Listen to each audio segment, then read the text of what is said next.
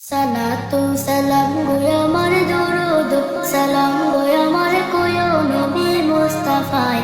তোমরা যদি যাও গো মদিনায়, তোমরা যদি যাও গো মদিনায়, মদিনা শরীফের মাটি